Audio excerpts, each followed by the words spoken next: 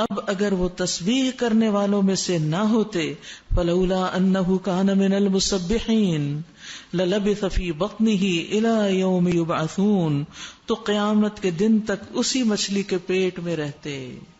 بہت بڑا سبق ہے اس میں.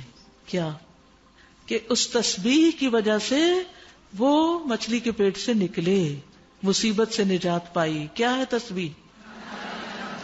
لا الہ الا انت سبحانک انی کنت من الظالمین. ایک طرف اللہ کی پاکی بیان کی، دوسری طرف اپنی غلطی کا اعتراف کیا.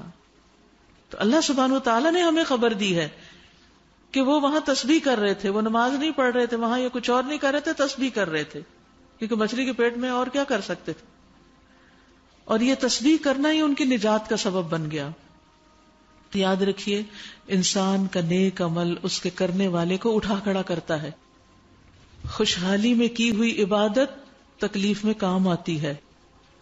جیسے عام دنوں میں اگر آپ اچھی غذا کھاتے ہیں نا اور آپ کی امیونٹی اچھی ہو تو اول تو جراثیم اثر نہیں کرتے، اور اگر کوئی انفیکشن ہو بھی جائے تو آپ جلدی ریکور کر لیتے ہیں. ادروائز کیا ہوتا ہے؟ اسی لیے آپ دیکھیں کہ بڑھاپے میں ریکوری بہت لیٹ ہوتی ہے، کیونکہ طاقت نہیں ہوتی جسم کے اندر.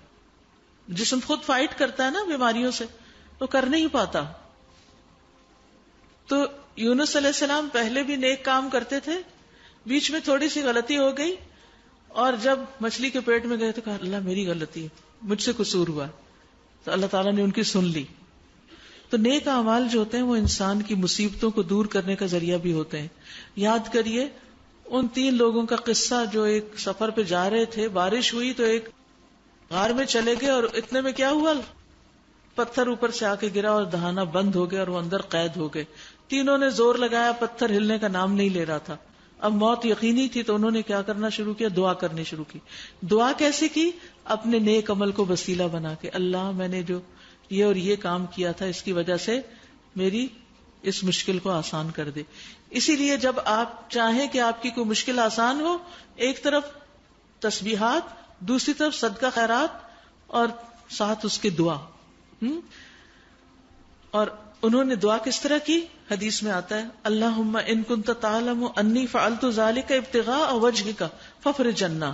اے اللہ اگر تیرے نزدیک یہ کام میں نے تیرے چہرے کی خاطر کیا تھا، خالص نیت سے کیا تھا، تو اس کی وجہ سے اس چٹان کو آپ ہٹا دیجئے.